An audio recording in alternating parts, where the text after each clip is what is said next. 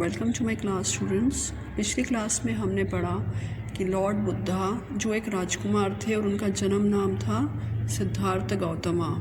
उन्हें उनके पेरेंट्स ने, the king and the queen, उन्होंने उन्हें किसी भी सफ़रिंग से इंट्रोडक्शन ही नहीं करवाया। उन्हें पता ही नहीं था सफ़रिंग क्या होती है, पेन क्या होता है, ग्रीफ क्या होता है। पर जब वो एक बार बड़े होने के बाद आफ्टर मैरिज, जब उनका बेटा भी हो गया था, जब 25 और 26 ईयर्स के बीच में जब उनकी एज थी, वो हंटिंग के लिए गए एंड कोइंसिडेंटली बाय चांस उन्होंने एक के बाद एक दर्द देखा और वो भी ऑर्डर में देखा। जो दर्द अल्टीमेटली कहाँ पर पहुँचा? डेथ पर पहुँचा। और जब उन्होंने सफरिंग्स देखी, यहाँ तक कि उन्होंने एक भिक्षुक को, एक मंक को, एक साधु को आर्म्स मांगते हुए भी देखा। He was begging for arms, यानी भीख मांगते हुए देखा, खाने के लिए डोनेशन मांगते हुए देखा, फूड मांगते हुए देखा। उसके बाद उन्होंने अपना पैलेस छोड़ दिया, संसारिक दुनिया छोड़ दी और his wanted enlightenment. He wanted the answers to his questions about the sufferings of human being. Then he attained enlightenment after 7 years 7 days under a peepal tree. The peepal tree is named Bodhi tree by Buddha. Bodhi tree means the tree of wisdom. Enlightenment के बाद उनका नाम पड़ गया Lord Buddha. Buddha क्यों? क्योंकि बुद्धा का मतलब ही होता है द एनलाइटन्ड, द अवेकन्ड, यानी जो जाग गया है, जिसे ज्ञान मिल गया। कौन सा ज्ञान? Spiritual knowledge, the knowledge of something beyond this world. तो उसके बाद उन्होंने पहला सर्मन दिया, पहला फिलोसफिकल लेक्चर, पहला स्पिरिचुअल लेक्चर। और कहाँ पर दिया? सिटी ऑफ बनारस, जिसे हम वाराणसी के नाम से जानते हैं। और इनके सर्मन का जो मेन कॉन्सेप्ट था या टॉपिक था या एसेंस था, वो था डेथ। पर उन्होंने डायरेक्टली डेथ के बारे में नहीं बताया, पहले एक एनेक्डोट दिया। एनेक्डोट का मतलब होता है कोई ऐसी कहानी सुनाना जिसके थ्रू आप कोई मैसेज देना चाहते हो, कोई कॉन्सेप्ट समझाना चाहते हो, कोई मॉरल वैल्यूज़ देना चाहते हो, कोई स्पिरिचुअल वैल्यूज़ देना चाहते हो। तो ये एनेक्डोट का मतलब होता है moral story or some story through which you will be explained about some important concept. तो ये जो anecdote है, ANECDOTE, ये कीसा गौतमी का है और ये रियल स्टोरी है। उन्होंने अपने साथ जो हुआ उसके बारे में बताया है। कीसा गौतमी गौतम बुद्ध के पास ही आई थी। तो I'll read the sermon. Kisa Gautami had an only son and he died. In her grief, she carried the dead child to all her neighbors, asking them for medicine. And the people said, "She has lost her senses, the boy is dead." कीसा Gautami एक lady थी, उनका इकलौता बेटा था, एक ही बेटा था और उसकी डेथ हो गई थी। और ये दुख बहुत बड़ा था, वो विश्वास ही नहीं कर पाए कि उनका बेटा मर चुका है। We are normal human beings, so we cannot understand the simple thing that death is timeless, death is ageless. ये ग्रीफ, ये दुख हर समय था, भले वो एंशियंट टाइम्स हो, मॉडर्न टाइम्स हो या मिडिल एजेस हो, इसका कोई समय से लेना देना नहीं है। जो इंसान यहाँ पर पैदा होता है, that person is not immortal, he is मॉर्टल। उसे यहाँ से जाना ही है, अमर नहीं है वो। But कीसा Gautami could not understand the simple fact.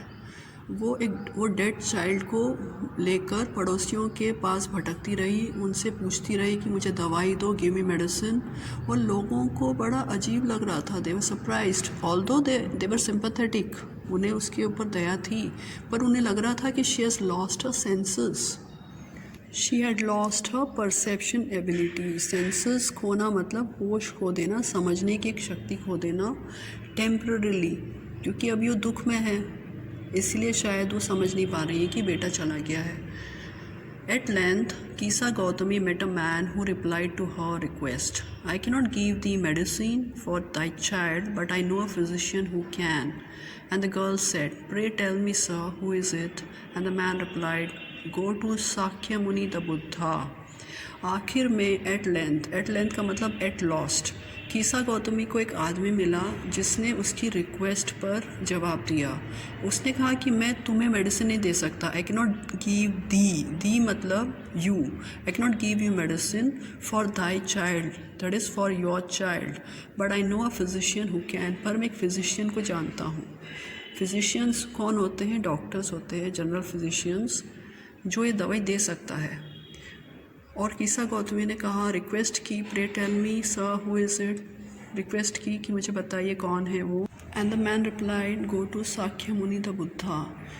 उस आदमी ने जवाब दिया कि बुद्धा के पास जाओ, वो साक्य मुनि है। साक्य मुनि का मतलब होता है कि बुद्धा की जो फैमिली थी वो शाक्य क्लैन को बिलोंग करती थी।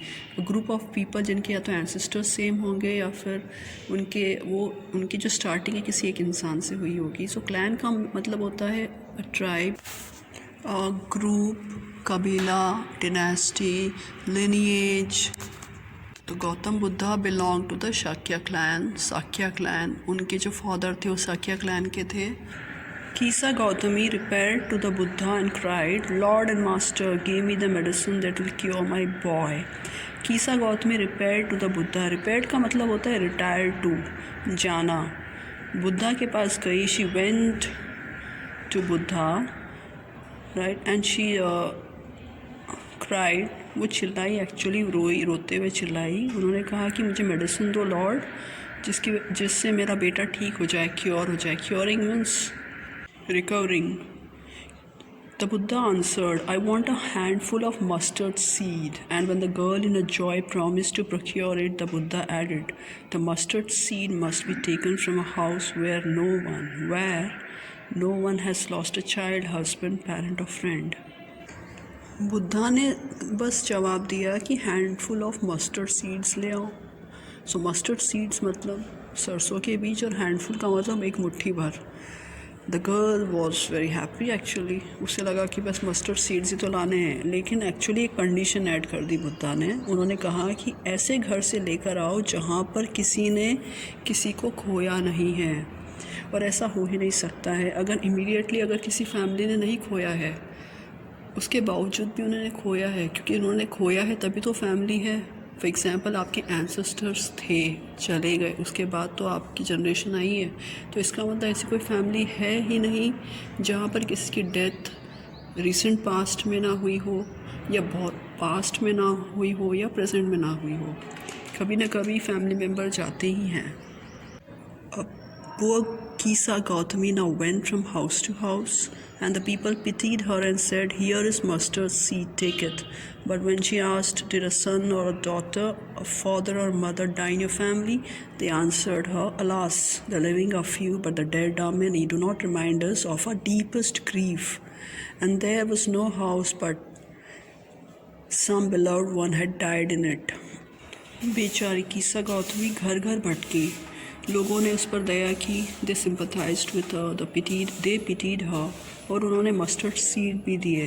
पर जब कीसा गौतमी ने पूछा कि कोई आपकी फैमिली में गया है या नहीं, did anybody die in your family, and they answered her, alas. Alas एक एक्सक्लेमेशन है जिसके ज़रिए आप अपने दुख को प्रकट करते हो। It's like saying, you know. उन्होंने कहा कि living are few but the dead are many, यानी कि जीने वाले तो बहुत, जो जीवित है वो तो बहुत कम है, पर जो डेड हैं यानी जो मर चुके हैं वो बहुत ज़्यादा है। और हमें मत याद दिलाओ, do not remind us. Remind का मतलब होता है याद दिलाना। Of our deepest grief, deepest grief का मतलब क्या होता है? Extreme grief. ग्रीफ क्या होता है? दुख होता है।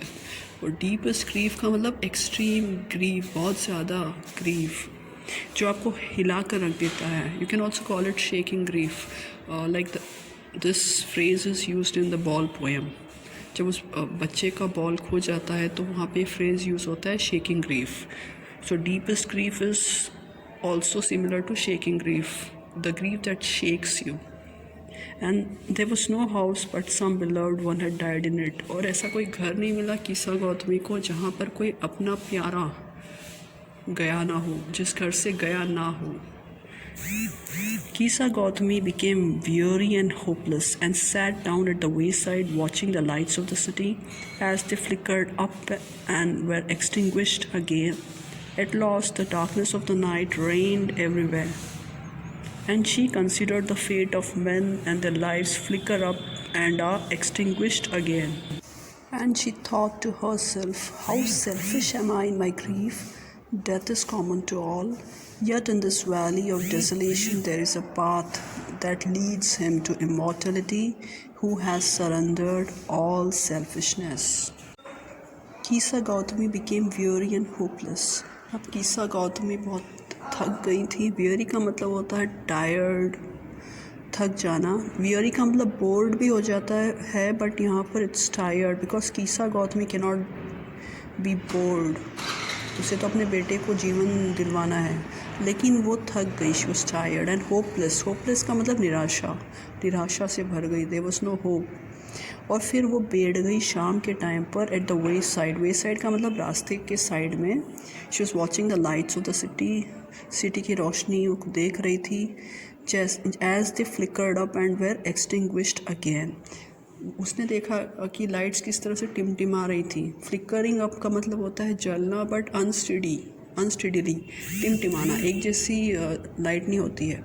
वो टिमटिमा रही थी. उसके बाद वो एक्सटिंग्विश हो गई. एक्सटिंग्विश का मतलब होता है बुझ जाना. जैसे आग को हम बुझाते हैं तो यहाँ पर लाइट का बुझ जाना. यहाँ पर लाइट एक मेटाफर है. जो लाइट्स है सिटी की वो हम लोग हैं, ह्यूमन बींग्स हैं. हम फ्लिकर करते हैं और एक्सटिंग्विश हो जाते हैं.